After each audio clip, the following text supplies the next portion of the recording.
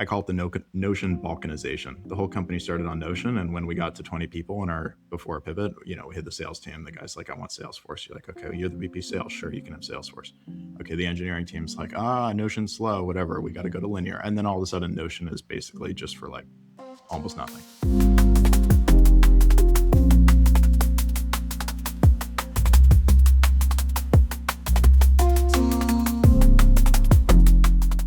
Hello, welcome to devtools-fm. This is a podcast about developer tools and the people who make them. I'm Andrew, and this is my co-host, Justin. Hey, everyone. We're really excited to have Jacob Beckerman on with us. So, Jacob, you are the founder and CEO of Macro. It's macro.com, which is an awesome domain name.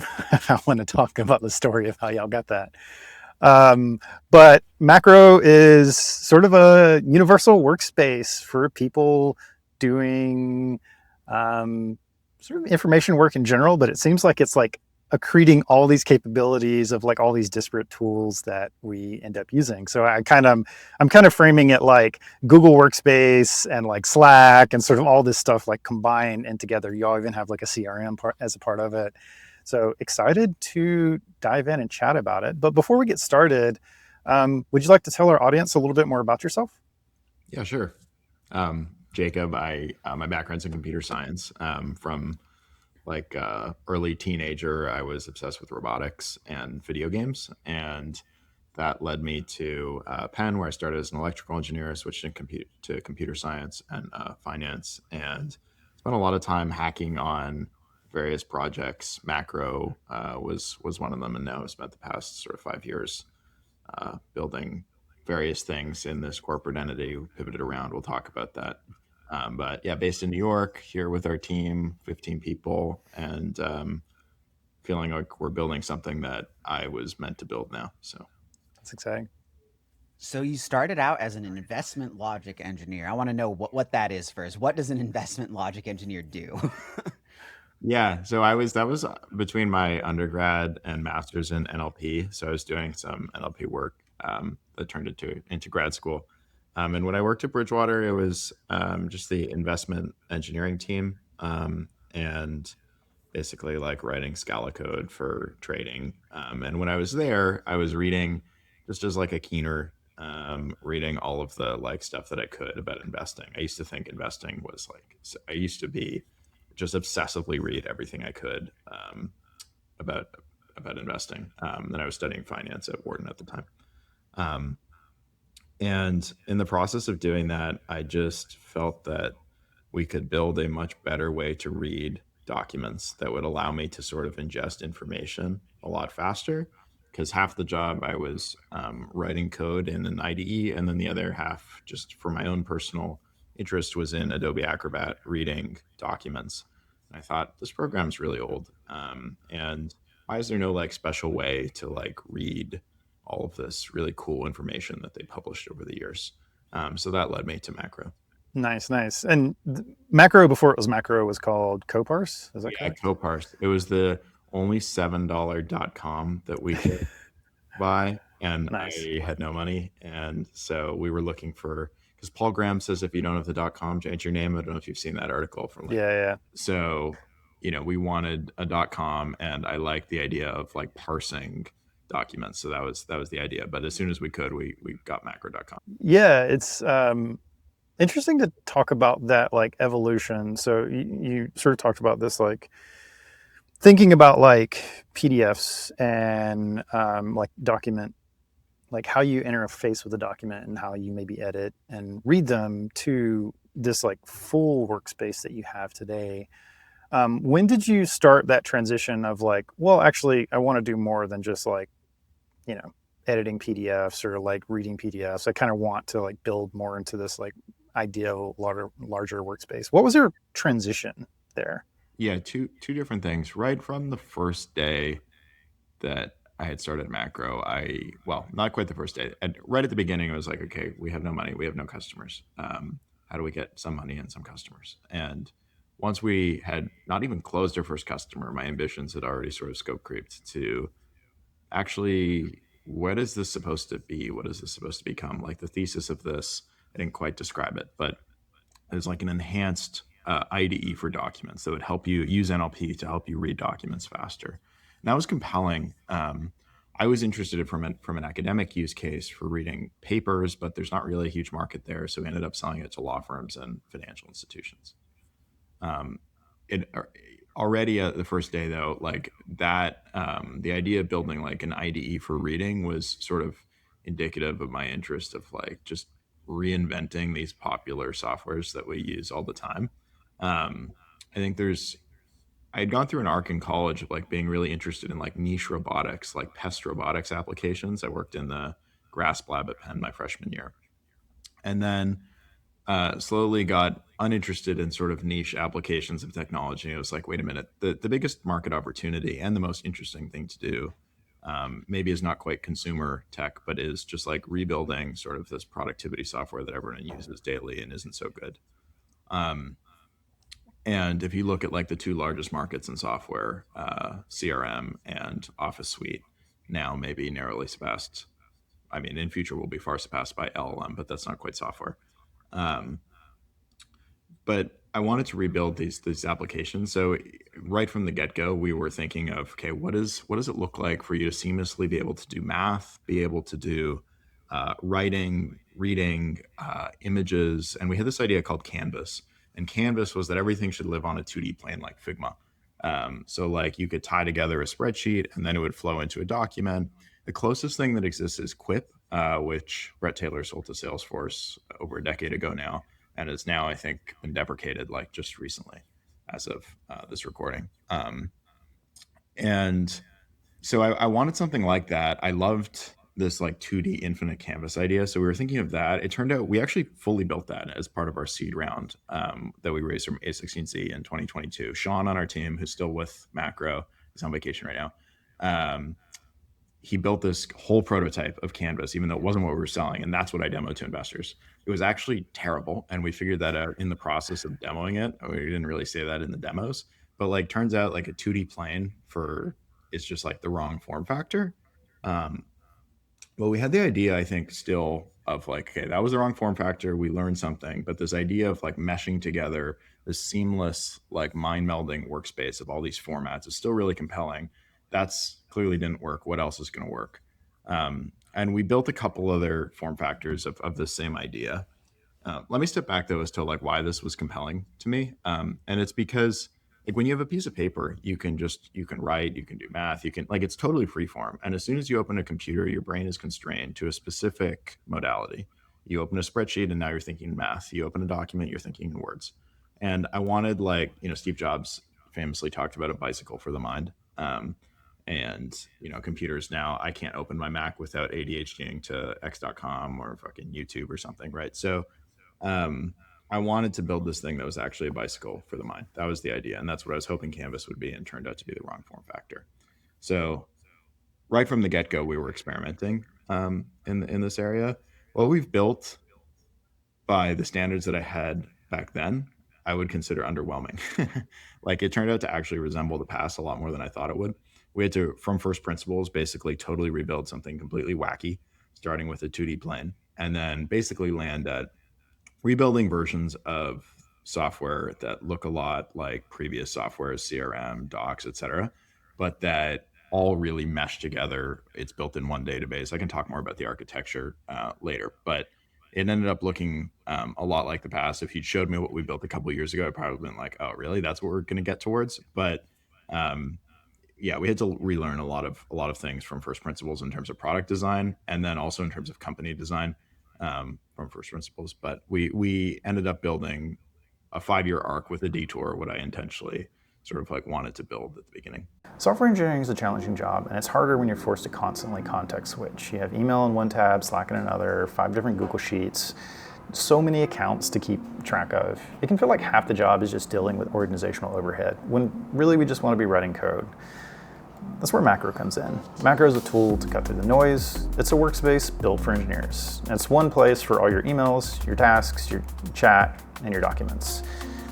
The best thing is the source code's available, so if you want to peek under the hood to see how it works, you can definitely do that. If you want to extend it, feel free. The back end is in Rust, and the front end is in TypeScript. It's easy to extend to make anything custom. And the cool thing is, Macro will pay contributors for any features that they land. So if your team is tired of bloated project management, or maybe you're just like starting fresh and you just want one tool instead of many, give Macro a try. It's fast, it's fun, it's a better way to build. Sign up at macro.com and get $100 off your subscription using devtools-100.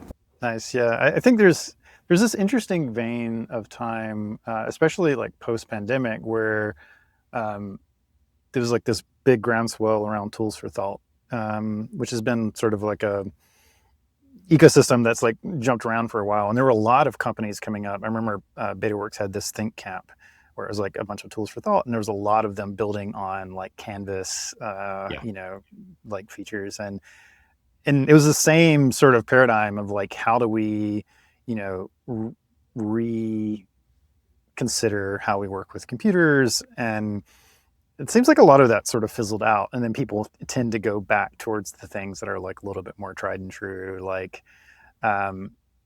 and it's always interesting. You see like even things with like Obsidian, it's like somebody will go like really, really wild, and they'll build this like very ambitious setup, and then they get really exhausted and they just go back to like, I have one markdown file that I edit. Yeah. I mean, sort of like Notion is I would say a core competitor of ours, especially with where their scope creeping to with email and all this stuff. It's Google, Microsoft, Notion, and then the bigger competitor is just the status quo, just doing nothing and using a bunch of tools and maybe connecting them via MCP. But the Notion and Obsidian, I think, is, after my PhD in this area, so to speak, is definitely the wrong approach. It's sort of it's performative. It at first seems like quite useful. There seems to be a whole cottage industry of content creators like helping you make this stuff work. But at the end of the day, a domain-specific CRM, a domain-specific document editor is much better than like your second brain with tags and whiz-bang features. The other problem with that industry, I think Obsidian's done a great job of staying bootstrapped and just building a good product. And like probably the founder's rich from all of the $4 subscriptions or whatever. But like we had raised venture money. My intention was never just to build like a personal brain thing. And sort of the immediate tension is when you look at public comps, this is like why I'm glad I studied, finance too, and had this part of the brain, is like you look at Coda, ClickUp, Monday, Notion, Smartsheet. You look at all these companies, and they're all like $1 to $2 billion exits, which like sounds nice, maybe somebody who doesn't know things, but like if you're talking to a VC, it's like if that's like the prize, it's not so compelling, especially now that Anthropic is at $1 trillion and SpaceX is at 1.8 trillion and whatever. It's like, is this really worth doing? Like, should I really fund this? And like if you're building an Obsidian like thing, it doesn't even have the potential to grow to a Monday.com. And there's this tension between like, Notion, which Notion is trying to solve now, where you've sort of built for the personal brain market, and now you're going to the enterprise market, and your product can't really do both. So it ends up being a little kludgy, and you're trying to serve both personas. Our solve for this is dedicated modules. So like we haven't really tried to give the user endless performative sort of flexibility. We're like, we have an opinion. That opinion is Jacob's opinion on like what is good when it comes to CRM, what is good when it comes to task management. It's heavily inspired by Linear, Superhuman, Notion, and all the products that came before us. Like we just, great artists steal, or whatever the saying is. Like we just, in some things, we just really grabbed it, and our only innovation was really tightly integrating it with the rest of the suite. Like how in an email you can click task, and then you got a bidirectionally linked task to your email. You can't do that with Linear plus Outlook, for example, because they're made by different companies. But we've been more opinionated and have just built purpose-built modules, whereas I think other players have tried to big brain this, and I started by big braining it too, and then brought it back down to earth. Do you think there was a lot of value in just like having one database and just like being the one player, like in the game? Like with agents, I know having one database and easy data access patterns makes like the whole picture easier. Yeah, we often get that question, like, somewhere near the end of a demo, if I'm showing somebody, we get a lot of people who are interested in for their companies who don't sign up and then book a demo. Like I have like 15 demos a week.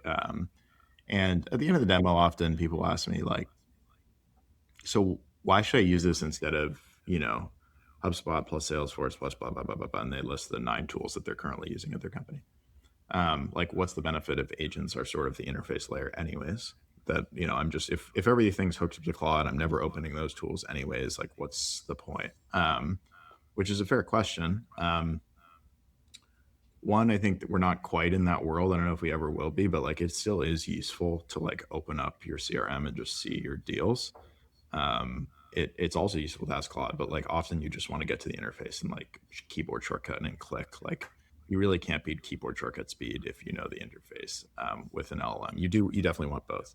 And then like, do you really want 9 different proprietary siloed tools? Yes, you can MCP them all together, but they're all in different databases. They're all with different technologies. When Claude wants to access something, let's say Claude wants to understand the source of truth, it has to check your Google Docs and then your Salesforce, and it's like then it's trying to compare timestamps, and like it's very smart. It can do this, but it's kind of every time it needs to find something, doing like a CSI investigation through all of your different tools. So we've put as much effort into the UX for agents as we have for humans, and I think sort of a lot of other companies are just bolting this on, and also maybe even worse than bolting it on, like putting limits on MCP, like rate limits, or limiting what you can do, because historically as a SaaS company, like you fund it with very expensive R&D, and then you milk it for as long as you possibly can. And that's like the business model. So if anyone can take their data anywhere, then what's SaaS worth? And that's the SaaS apocalypse that you're seeing now. Our approach is a little bit different. Our approach is, what if we did everything, built it like an Apple product, like really, really well designed as a single system under one roof, not like Microsoft, where I don't know, the Excel team is in Tel Aviv and the other team's in Seattle, right? Like under one roof, we had one project owner for per thing. So one person's in charge of notes, one person's in charge of docs, and the shared modules, they talk to each other because they're literally facing or backs to each other, but they're all in the same room. So what if we did all of that? Then we made it open source, and then uh, and then you can do whatever you want with it. There were no rate limits. We're going to focus on quality. We're going to build it in Rust. We're going to build it in Solid. It's going to be very high quality, and we're going to win for different reasons. We're not going to win because we figured out how to extract value from you on our platform. We're going to win because we're maximally open. Because I continue to believe, and I hope, and it's working a little bit so far, I hope over the next 3 to 5 years, my thesis will play out. But like, if you're choosing what system to run your business on, or your personal work, but if you're a solo entrepreneur or whatever, but usually your business or your team, I think it's going to be a silly decision to choose to run it on 2010s era proprietary bunch of closed source tools that don't really talk to each other and made from different vendors, assuming that we can get to parity or near parity on these different surfaces. It's going to make so much more sense to run it on our thing. Maybe the big labs will also compete in this area. Maybe they will also like get into the CRM market, into the docs market. I'm not sure, but if they don't, I think we'll be well positioned, and maybe even still if they do. And part of making it open source is like, I think it kind of just like puts a pin in like the balloon. Like if there's like all developers are like, fuck you, I can write this myself, I'm going to write it in a weekend. But like if you're like, no, fuck you, I already made it open source, what are you going to do? You can't slop fork it, it's already open source. Like I just, there's no point anymore in being closed source. Like people can point Fable at your thing and just say slop fork it, and then it's going to be worse. But at least for this core Office suite, maybe there's definitely still a role for some proprietary software like on the edges, but like the core stuff that your company uses, like the core chat, the core docs, like this stuff should be maximally open, and the other stuff on the periphery should be built around this, is my strong opinion. It's interesting because we've kind of seen the opposite thing happening, where more companies are just saying, we think open source doesn't make sense anymore because like people can like slop fork or whatever, and they think it's like less defensible. Whereas, historically it's like the source is open, but the running the business is the hard part, right? And so like the code doesn't matter, which probably is still definitely true today, right? But it is interesting that we've seen somewhat of the opposite position at different points in the industry. It's like people starting to close source things, or definitely getting more restrictive with licensing, and a bunch of other things like that. I think it depends on what your goals are. Like you can't say somebody's stupid if you don't know what their intentions are.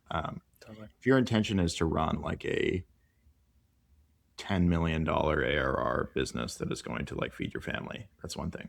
If you're trying to change the world, that's a different thing. I don't know, Cal.com recently sort of rug pulled, in my opinion, Yeah. after building the brand on open. And like they beat Calendly. I use Cal.com because they were open. This is like, I think, morally wrong. I don't think that's a good thing. Um, I also don't understand it. But I assume that a calendar booking app can only be so big, and maybe their goals are different than my goals, and their goals are like, okay, we're bleeding revenue to like people just self-hosting this. But my perspective on this, and it's a bit of a leap of faith, I don't know if this is going to work, but my perspective is I would rather own a small piece of a super large pie. Like what good looks like is macro becomes just like the default OS, not our hosted version, but like in general, forks of macro, Amazon slop forking it and running Amazon Bedrock macro, like just macro becomes a standard like USB-C. Um, is what good looks like, and some fraction of that ecosystem we're capturing is a much happier outcome than like the XKCD about competing standards. We're number 17 proprietary ClickUp. Like it's not exciting. Like Coda, ClickUp, Notion, they've already tried this everything app thing. It's hard. You need all the help you can get. You need the tailwind. You need the moral tailwinds. You need the developer tailwinds. Like we need it all. We need every assistance we can get. And just as a people want you to win when you're maximally open and you're trying to build something of high quality, and they want you to lose if you're building shit. So I think the long run strategy. Startups are path dependent. If we run out of money, we'll run out of money. But like if we can get to a certain point where we need to be, I think it'll become the obvious sort of default. So you're not the first company to try to build an everything app. I feel like I hear everything app every few days from different angles. What makes you think that macro can be that everything app? I have really good taste. I've designed our go to macro.com and look at our website. I've directed or done most of that design. I not only have good taste visually, but I have good taste when it comes to each individual block. I have thought very deeply about what makes things good. I have studied this stuff more than anyone else has studied it. Some of that lives in Twitter and LinkedIn posts, but most of it lives in my head. Um, we've raised 30 million from A16Z, and we're based in either New York or San Francisco. And I think the company that does the thing is going to be a well-funded company that does the thing. It's hard for this to come from like Poland, just structurally. I wish that weren't true and the world didn't work that way, but it's just like it is the case. What else? The technology. We've spent an egregious amount of time on the core technology. We have probably overbuilt. We have dogfooded this for over 2 years. So our team of 15-ish people has really, kicked the tires. We use it, and we've been willing to change it in ways that I don't think most companies would be willing to change it. Like we've been willing to, because we've raised enough money to stay afloat for a while. We've just like thrown out whole iterations and gone back to the drawing board on things. Like for example, the top bar, the whole nav has changed since like 2 years ago or 18 months ago, and that involved lots of migrations and decisions that we just had to say sucks, feels bad, but let's just do the migration. And then we have a really great team. So we have a lot of Recurse Center folks. Shout out to Nick and Sonali and those folks, the Recurse Center folks. And I think maybe I'm wrong, but I think in SF, so I think I said you have to be in New York or SF. I think SF also is not SF of the 90s or 80s. It's not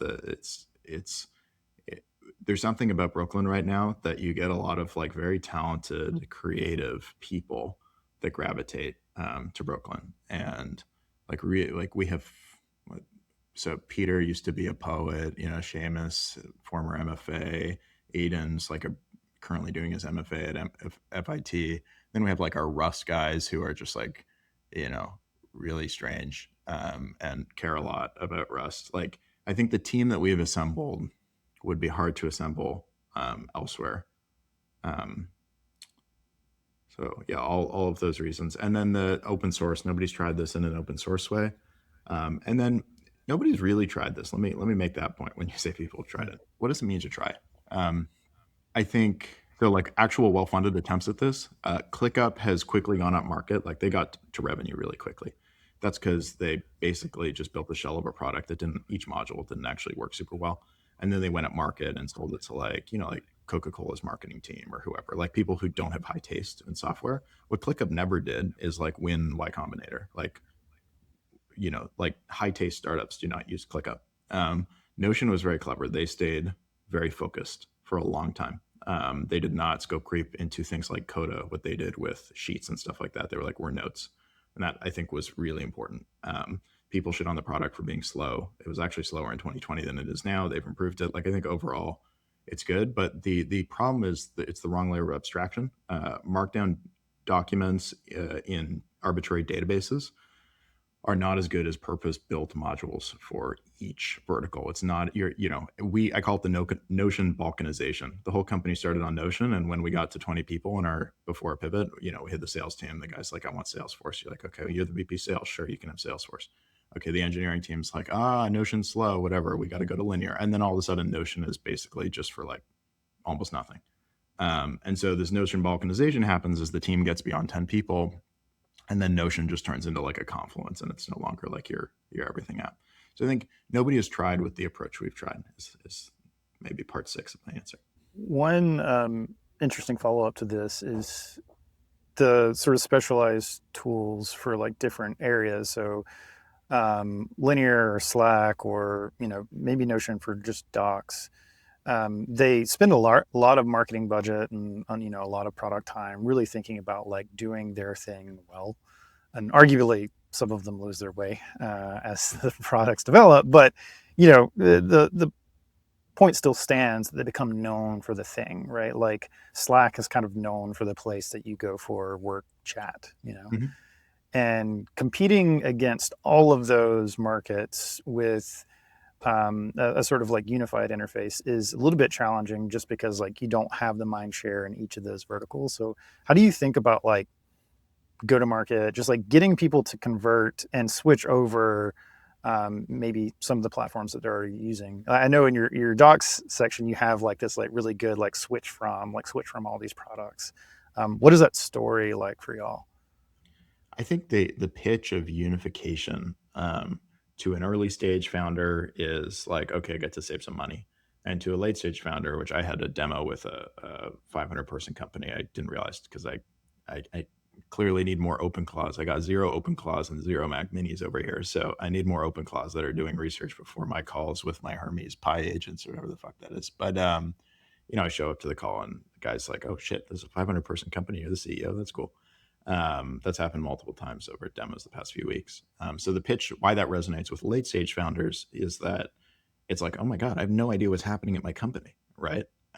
Everything is all over the place. I have no visibility. And yeah, I can sort of like get an agent to go through everything, but still like I gotta log into 27 different things. Like it's a great promise. Um, Actually switching after that is hard. So we've, transparently, we've not even lost the deals, just like after the discovery call, the pitch lands. But switching from these things is hard, right? If you already have all this stuff, even if you dislike Slack, if you have so much history on Slack, are you going to get everyone to move over? Similarly, like the organizations that were on Microsoft Office in 2008, they didn't move over to Google. Like none of the New York banks have moved over to Google. The organizations that run Google are the organizations that got started since 2008, right? Like it's new, it's greenfield, not brownfield. I think Macro will be a similar story, but Macro is not really positioned as an office suite. It's positioned as a unified system. Um, so we're happy for you to bring your Outlook email, your Google email, and I think this opportunity to do category creation is enabled because of AI. Like I couldn't have done this in 2022, even 2023, especially not 2021. But like now is the right moment. Like you see YC put out a request for startups for like company brain or something, which is adjacent and related and one component of what we're doing. Um, but there's the AI wave gives from a marketing perspective the raison d'etre for the why now story. Um, so does that answer your question? Yeah. Cool. So let's move on to talking more about the tech behind the product. So I'll start with the front end since I'm more of the front end guy. You guys chose SolidJS over React. in a world where AI writes most of the code, it seems interesting to me to not pick just like the most popular thing. So why did you guys go with Solid, and have you seen benefits from it? I don't know if that was necessary, but it was sick. We had a whole React. Not only did we build it in Solid, we rewrote it in Solid. We had a whole React code base, big code base. And when we were at the time not building, we were trying. So it wasn't a hard pivot. I wasn't like, screw this prior thing. We were at about 1.5 million in revenue and serving finance law firms. And I sort of had this idea that we could serve both. Like build what I want and also serve our existing customers. So we actually started by building a Word editor. Chase Coleman, brilliant former engineer on our team, built a Word editor in a browser using LibreOffice, if you know that software package, and he got it to work in WebAssembly. And in the process of doing that, the overlays on top of this WebAssembly, rendered down to a canvas document viewer, the overlays, for whatever reason, according to Chase, unclear to me if this is true, but he said that the solid rendering engine was better for that. So we had this sort of chimera of a solution where everything was React except the popovers for this overlay, which were solid. And then that somehow scope creeped to more and more and more solid, spreading, and then eventually the solid had like metastasized to like other packages. And then we're like, fuck, all right. Everyone's kind of liking this solid thing. This is back when people wrote code. You remember back when people wrote code? So everyone was liking the solid thing, and so we switched to solid. And at that time it was before React 19 or whatever it is that got a little bit faster. So I think there still is a diff, at least according to Solid's landing page. But speed was a compelling reason to do it, and no virtual DOM and all of that stuff. Are we happy with the decision? We should probably write a blog post about this. I mean, now 2 years later from that decision, there's a lot of stuff that we've reinvented the wheel because the ecosystem for Solid is just not as good. But now who cares? Because you can just slot fork the React stuff into Solid. So, with Rust, same story. With Rust, or with our mobile app, we've done Tori. So Tori is cross-platform, how we've nativized things. And with Tori, like we needed to get our macro calls working through iOS calls. So like you actually want like a proper, like WhatsApp does this too, where you get an actual like phone call looking thing. And you need to do a bunch of Swift for that. We don't have a Swift guy. So, we just slot forked a whole bunch of capacitor plugin into Tori to do this with Mythos or whatever it is. So I think with AI, you kind of want to choose the fastest solution, which on the front end for us is Solid. I mean, I guess you could just do plain JS, but like Solid. And then on the back end is Rust. Especially like we made these decisions pre AI, but I think with AI, they've been even better design decisions. We haven't realized all the benefits of these decisions yet because there's still some, random like normal snafus with like speed is very rarely due to the framework and very often due to other bullshit that just creeps into the code base. Like we're fetching too much stuff, TanStack's doing dumb stuff, things like this. Like, so any slowness now is caused by that. But I think the peak performance, which we are hopefully close to getting to, will be faster than you would be able to get in other competitors. Will it be noticeable? I don't know. But I do think part of our value proposition is being extremely well built. Like for us, this is the platform for the future, assuming the form factor of laptops and mobile phones stays. I mean, if it doesn't, all bets are off. But assuming laptops and mobile phones stay, like I'm confident the macro will stand the test of time. So yeah, that's why we chose Solid. Maybe to build on that, so you already mentioned you're using Rust as a backend. A lot of startups, when they're starting out, they just choose the most expedient technology to move as fast as they can. And Rust is not necessarily that unless you really know what you're doing. So I'm curious about like both the experience. I'm assuming that the big part of this is performance, but the experience of like why you chose Rust and then how that has like played out over time and any challenges that you're running to, if any, Yeah. at this point. The biggest difference that I notice is the culture that we have at the company and the types of people that we've hired. Like the choice of language, one effect is how fast the code is, but that's dominated by other effects, which is how well you wrote the code, whatever framework language you chose. the second one is like the ecosystem that you get or don't get. But like the bigger one is the kind of people that you hire. And for us, like we would have just had a totally different company. I would have been looking out at different faces here if we had chose like TypeScript for the back end. Like Sean, who started at Macro, left to go to 1Password because he wanted to write Rust, came back to Macro because he heard we were now writing Rust. You know, like Hutch has been here for 4 years because he loves writing Rust. He loves building great performance systems. Like if you choose TypeScript or whatever you want to choose, like, you know, it deeply affects the kind of people that you hire.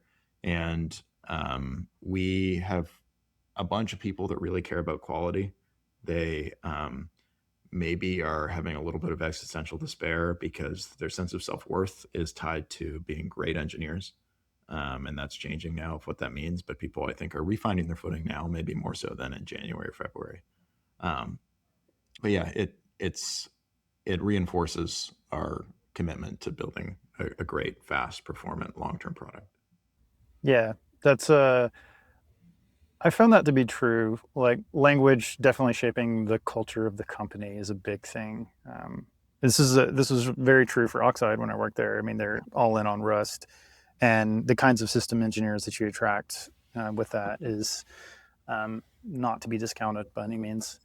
Um, Maybe talking about like another area of this that's hard, which is the sort of like interface between these two systems. So you're building this like multi-module collaborative interface for running your business.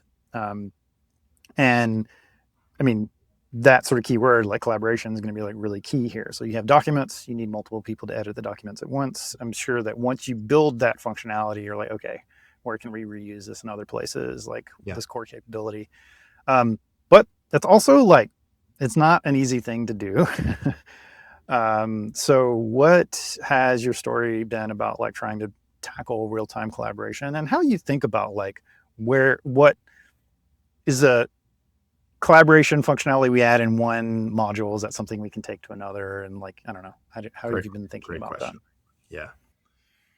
I don't know the full details because Tio, our CTO, is the one that actually built this when he still does a lot of IC work now, but when he was just an IC before.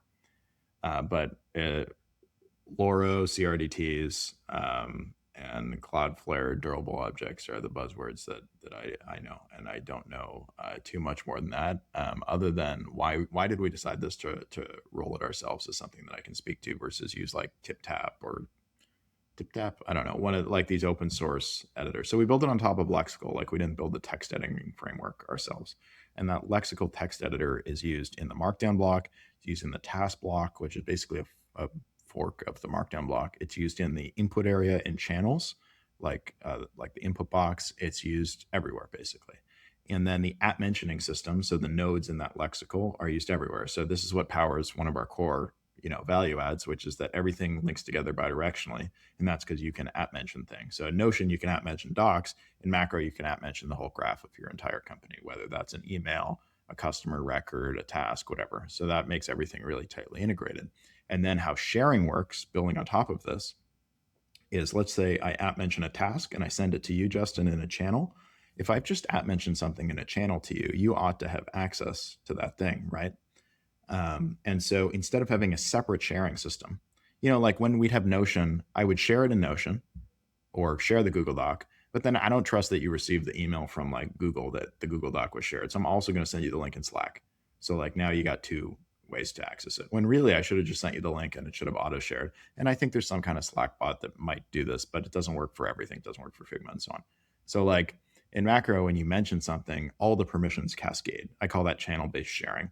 We actually threw out our V1 of the sharing system in order to do channel-based sharing, because we had this weird thing where you would share it and then you'd still send a link. And I was like, guys, this is one of these perfect opportunities for, it's a perfect sort of abstraction. There's bad abstractions, bad concept unification, good concept unification. This is a great example of how we can unify things and make things awesome. So like if I share something in the Macro channel or engineers channel, and then you leave the company because you're no longer in that channel, you no longer have access. So it works really well. And it all sort of, this is how things build on top of each other, these concepts like Lego, and why unification actually makes your day more seamless than all these separate tools that don't work together. But anyways, yeah, all of that can work collaboratively. the diagrams that we have not turned on. It's going to use the same CRDT engine and the whole collaborative synchronization. We call it a sync service if anyone wants to search the repository for how it works, because it's all open source. But yeah, it's built on top of Loro. We had to contribute to Loro, and TO contacted the Loro guys. They were going to do some work for us. They didn't end up doing work for us. We're doing it internally. And now Wolf, another recursor, is working on full local first markdown editing and instant loading. I mean, our eventual goal is that this should all be mirrored onto the local system. So that Claude Code and other agents, there's kind of this we're in this weird place where like I can do so much on my local machine with Claude Code, but then none of it's collaborative. Like it can make me a PowerPoint deck or whatever, then I can't collaborate on it. Or like, so I want Macro to be like a Turing complete POSIX, version controlled, which in some aspects it already is, system. Like imagine if your entire workspace was version controlled and sort of POSIX compatible. This is more medium to long term, maybe faster now with Mythos, but like this is what we're working towards, is that your whole company, all the people that work here, all of your agents are in the brain of one computer, and all of that's is sort of versioned and computable. And there's not this like weird sort of like chasm between my local machine and remote. So that's a great transition into talking about AI. We've mentioned it a bunch of times during the podcast. It's probably changed the complete face of your company. But how have you guys integrated agents into the product? I see mentions of memories throughout the marketing pages, and I could see how that'd be really useful. But like, how is that represented in the system? Yeah. So the benefit of doing everything in one place is unified memory. So unified memory is one of those good concepts. We invented some bad unified concept, but unified memory really stuck. So if I open my memory in Macro now, or I just ask the agent, what do you know about me? Claude or ChatGPT creates memories. I think it's daily on a cron job they do now. They sort of do dreaming is the new jargon that's been emerging. So when Macro dreams, Macro doesn't just dream about your chats that you've had in the past day. Macro dreams about the emails that came in. It dreams about all of the team conversations. It dreams about the tasks to create that team level memory. And then the tool surface is co-designed across everything. So, of course you can MCP everything together, but like the agent in Macro has one search tool. It's not like, oh, I'm going to go search linear. Now I'm going to go search notes. Now I'm going to go search this. I touched on this earlier in this pod. But like it's just search, and then it can pass in the arguments of which modules it would like to search, or just leave it open-ended. And then you as the user, good old-fashioned human, can also search across all of these different modules. So that's the benefit. It is actually a pretty real benefit for agents and humans. There's some things that we're missing that I want to get to. Like we have cron job agents, so you can set up recurring automations in Macro. Like I have one that asks me, comes in with what the team is doing every day, and anything that I've delegated that hasn't gotten done, it reminds me that I've delegated it. So I have a couple of useful things like that. It's not full OpenClaw style yet. So like OpenClaw style is like one thread and, just on a heartbeat. So there's kind of two patterns that are emerging. One is like the heartbeat pattern where it just sort of manages itself. And then the other is like, more sort of like discrete automations that you set up that run on a specific cron job.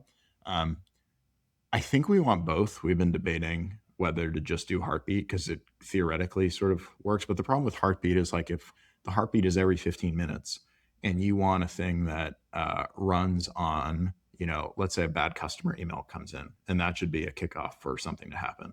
You don't want to wait for the heartbeat. So like you kind of want a mix of both systems. Yeah, it's really fascinating. I haven't really seen or at least heard of like integrated memory systems. I'm sure that like other folks are doing it, but I mean, it's interesting because you have like an agents interface like built into your app. So like building that unified memory layer helps because it's like, it's not just like what you're chatting with, but the whole system, which is kind of fascinating. Maybe sort of a follow-on question to that. I've seen in a lot of companies, there's this tension between like building sort of this like internal agents or an agent as a product interface. You're building a chat with an agent that you're like wrapping a harness around versus like external integration with like Claude Desktop or ChatGPT or Codex or Cloud Code or whatever. It's not sort of an either or, but when you're thinking about investing in like what is the product surface for agents that we build versus like what is the sort of external interactions that we build? How do you sort of like size and weight? Do we want to take this on ourselves versus just like let the labs have it? Well, it's a little depressing, right? If you don't get to be an AI company and you're just a depreciating wrapper company that is like kind of offering a user interface and a database, and you're just like, okay, yeah, we'll just offer the MCP. They can do all the cool stuff. And like eventually our product surface is just going to be subsumed by their chat interface. Like, what's the point? What are we even doing? Right. So I think that attitude pushes you towards like doing stuff internally, like making the Slack AI and then putting limits on the MCP leads to that kind of corporate behavior. But what's best for the user is the opposite. What's best for the user is that it's maximally open, right? Um, Part of the downstream effect of being open source is that we can't be evil. Like Google says, don't be evil, and then continuously has to reinforce not being evil. When you're open source, you kind of made the decision once, and now you can't really be evil again because it's open source. So, we're doing both. We're making great internal agents. People have asked for BYOK, bring your own key or bring your own agent into macro. I want to bring my Hermes, bring my Bing Bong agent, into macro. I want to at mention Bing Bong and have him go do stuff. It's like, if we were closed and sort of in that mindset, maybe we'd be like, fuck, well, but from a revenue perspective, we want to be like Cursor. We want to be charging, on top of the tokens so that we can say we're an AI company. And then, we get to make the inference margin, whether that's 10%, turns out that it's more like minus 20%. But like, in the future, maybe we're going to be able to clip a 5 or 10% inference margin, which is going to be huge. It's like, it's like being labor. All the VCs are saying we're going to displace labor. Maybe we get to be labor. I don't know. I think you just have to make the product that people like. For us, it's nice to be in an underdog position. It's nice to be open source. It forces us to make the thing really good. Like you are going to migrate to macro or you're going to use macro for your next business or whatever, because it is just such a better and more open alternative than all this proprietary other stuff where incentives like these arise and make the product worse over time. I do think you have a special position too, because it's like you're mentioning earlier, is like when people are thinking about building an agent in their product or not, is like the ones that don't and leave it to the labs end up like making Slack integrations and other things, because like a lot of it is like they're still trying to go where the customers are. They're trying to put like integrations into the tools that they're already using, but like you are the tools that they're already using, right? It's like that's your whole point. So it's like you're also uniquely positioned, maybe even more so than like a place like Linear, who's like had sort of fantastic success with their agents integration, but like they also have to have this sort of third party like integrations into all these places where people are doing work, and you're like, well, actually we kind of control all the surfaces. So like, yeah, having this the place where you use agents like makes sense in the same way it makes sense to have this be the place that you use email. I really respect Carrie and Linear. It's like, it's brilliant. On a spectrum of like Linear to Notion to Smartsheet.com, they're the first name I mentioned because they're the Apple level quality. They are build it slow, anti 996 or whatever. Like just like let's just make this good. And they did, but they also face a little bit of an innovator's dilemma where they have their existing product. They don't own all the surfaces, and I'd be surprised if they make it open source. I guess there's nothing strictly prohibiting that, but like, they're at 100 million in revenue, and we're not. So it's a pretty classic innovator's dilemma situation where they actually have something like they have a real legit business, whereas we can sort of rethink what it means to do that in 2026. Yeah, for sure. They're a great product. It's just like interesting the different incentives you have because of the shape of your product. So looking towards the future a little bit, you guys have accomplished a lot. The product already does a lot. The marketing pages look amazing. But what are you guys working towards next? What's the big milestone? Make the marketing pages more amazing. The homepage took me about a year of that was because the other pages won't take that long, but like building a brand that is both unique and good is hard. You kind of have to choose one, or you have to put in a ton of money. So we hired the agency they call Paper Crowns. They believe they did the latest like Black Ops. They've done Ninja stuff. They did a whole bunch of gaming stuff. And then we hired 3 different artists internally and our existing guys. And then I just learned a whole bunch about fonts. And then it was the weirdest thing for a company of our stage for me to do. But I just really felt like I had to do it. And one night I landed on this slab serif pairing of this futuristic Rajdhani sort of font and the slab serif, and that sort of flowed through with other stuff. I spent months. I don't think the team knew what the fuck I was doing. I think it's pretty good, but there's still more to do. I've sort of put it to the side to focus on other stuff. I could spend so long just thinking about fonts. Um, but yeah, more marketing, more. The documentation was non-existent 10 days ago, so all of those docs that you see there, I've written with some help from Julia on my team and from Fable. Um, but making the docs really, really good. If you really interrogate them, I think you'll find some holes. So I want brilliant documentation. And then on the product side, we're about to fully release CRM and then pull requests in macro. So just full on integrated with tasks. Then like imagine customer email comes in, that's in the email client, boom to the ticket, boom to the agent, boom to the PR, all that in macro with shared memory. So that's exciting. That'll be the coding surface and the sales surface. It's the sales part's about 80% done. It's flagged on in dev, and we've been playing around with it. And then after that, we have most of the surfaces that I want that are like high value. So it's just about making it really fast. Like our mobile app can use a little bit more work to be really fast. The local first stuff will, offline will be great. Building an SDK, we're open source, but it's still actually we need to make it easier to build on macro. Slack is like a great marketplace and sort of, all this stuff, despite them sort of being closed and in ways that I mentioned, like they have made it easy to build on top of Slack. We're going to make it super, super easy to build on top of macro. So plugin SDKs, all that stuff, and then just evangelizing it. I mean, I'm here today. If you guys have more ideas on how to do it, but I think a lot of, today it's about distribution, not just about product. I do think people underweight how much product is still important. Like we have 15 people grinding really hard, plus all their agents on this product. And obviously the surface has expanded. This problem that we're tackling was just simply intractable 2 years ago. I'm glad I got started and didn't know it was intractable, but in hindsight, without these coding agents that we've got, it would have been intractable counterfactually if we hadn't gotten AI.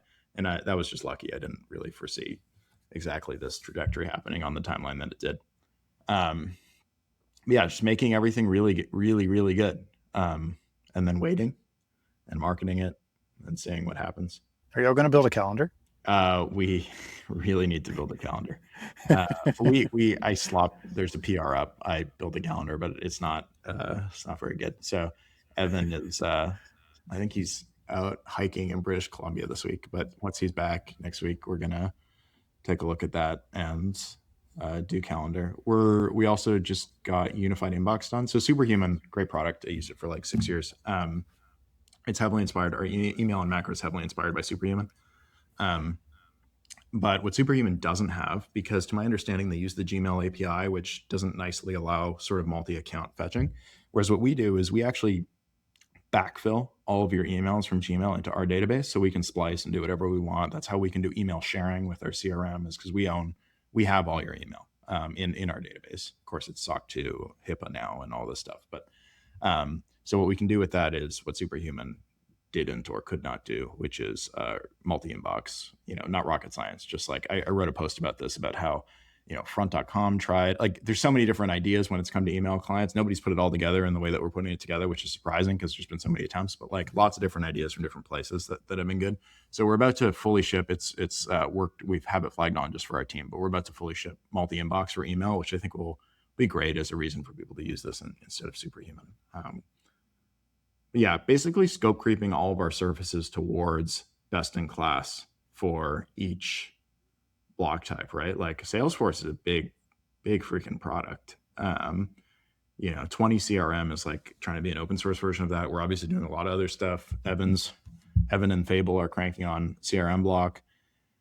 We're basically at parity where with Linear was last year, but Linear keeps adding new stuff. Like, so we're just making sure that every block is actually, asymptotically approaching best in class, or, plus or minus a couple features with the, competitor in that space. Awesome. Well, you've done a lot of great work. It's pretty cool to see it develop. And, this is a hard but very respectable thing to tackle. I mean, trying to solve all the problems of a business or all the problems of like collaboration within a business is That's a fun challenge. Yeah, it's a lot of fun to build. It's the only time I've had more fun was when I was making a video game in college. It was like a multiplayer, physically simulated, Skyrim inspired magical fighting game. Other than that, this is like the most fun I've had because like we're play testing it every day as a team. Sweet. Well, that wraps it up for our questions. Thanks for coming on, Jacob. This was a fun dive into all things macro. It looks like you guys have built a really cool app here, and it boils the ocean and boils it well. So thanks for coming on and telling us about it. Yeah, awesome. Thanks, Andrew. Yeah, thanks, Jacob. Excited to see what you're building, and you all have like a fantastic team. So many great recursors there. Yeah, can't wait to see where y'all go next. Thanks, Justin.